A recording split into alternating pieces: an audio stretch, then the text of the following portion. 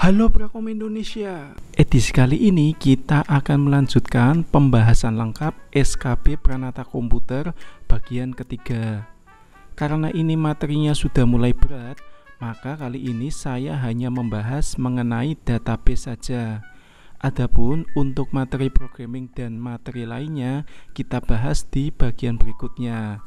Oke, langsung saja kita ke materinya.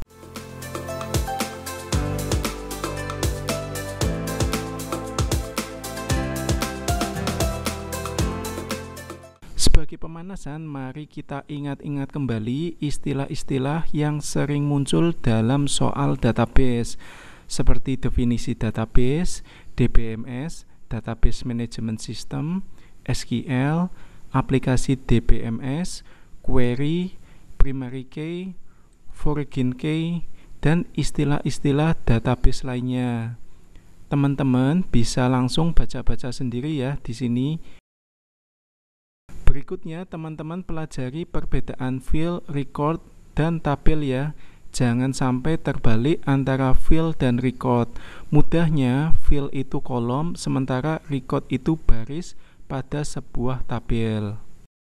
Selanjutnya kita beralih ke tipe data pada aplikasi database.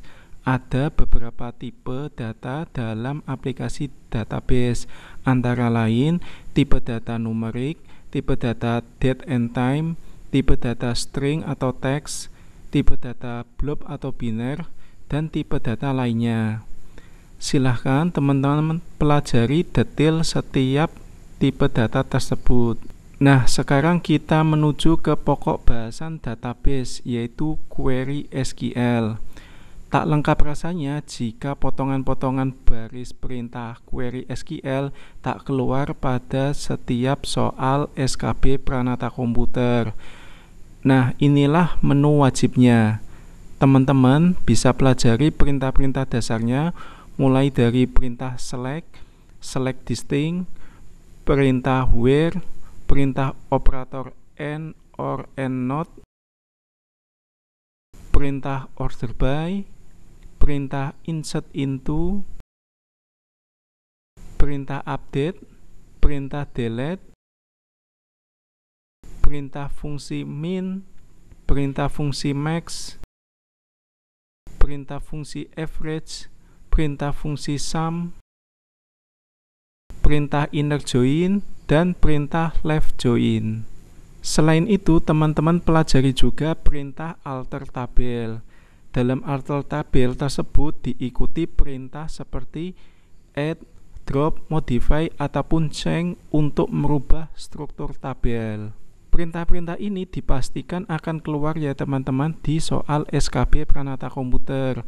Nanti soalnya biasanya kalian akan disajikan potongan-potongan perintah SQL, kemudian ditanyakan maksud dari perintah tersebut.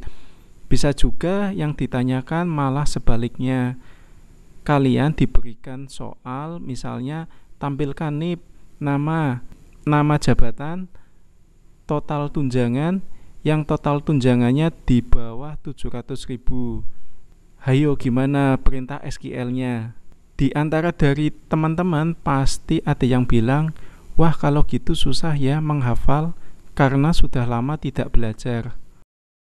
Perlu teman-teman ketahui ya, untuk mempelajari database kalian jangan pernah menghafal, tetapi mempraktekannya langsung sehingga mudah memahami maksud dari baris kode tersebut. Menurut saya bahasa SQL lebih mudah dipahami loh dibandingkan bahasa pemrograman lainnya. Karena perintah di SQL mirip seperti perintah dalam bahasa Inggris. Bagi teman-teman yang sudah lupa banget dengan bahasa SQL, saya punya solusinya, yaitu mengikuti kursus online gratis di soloren.com. Ini hukumnya wajib, apalagi bagi kalian yang SKB Pranata Komputernya ada soal tes praktek. Setelah teman-teman masuk ke soloren.com, kalian dapat mengklik View All Our Course. Kemudian pada SQL Fundamental, teman-teman bisa klik More.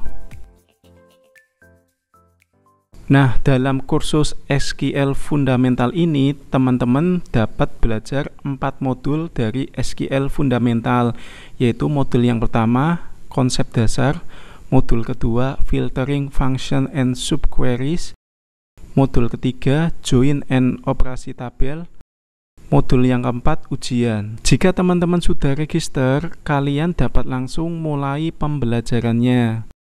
Saya kasih contoh ya, misal kita masuk ke filtering function and subqueries. Akan muncul tampilan seperti ini.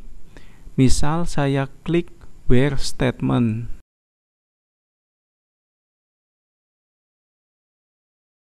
Nah, di sini teman-teman bisa belajar materinya terlebih dahulu. Kemudian, jika kalian klik next, maka akan muncul soalnya. Di sini teman-teman tinggal drag and drop jawabannya.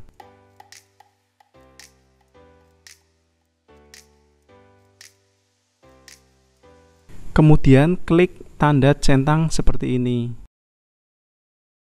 Jika teman-teman menjawab dengan benar, maka akan beralih otomatis ke materi berikutnya. Demikian seterusnya.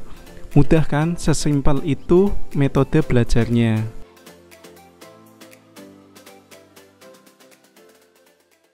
Jika kalian serius mengikuti kursus ini, saya yakin dalam 2 hari kalian sudah menguasai materi tentang database ini. Apapun jenis soalnya, nanti kalian tidak akan bingung lagi dan pede ketika menghadapi soal SKB Pranata Komputer tentang database. Setelah teman-teman menyelesaikan semua tahapan kursus SQL Fundamental ini, kalian akan mendapatkan sertifikat online semacam ini. Bagus kan? Di akhir video saya tampilkan sekilas mengenai ujian SQL Fundamental di soloren.com. Oh ya, jangan lupa kalian like video ini jika kalian suka ya, dan share video ini ke sosial media kalian. Jika ada pertanyaan, sampaikan di kolom komentar. Saya Basuki Rahmat, selamat belajar dan salam Prakom Indonesia.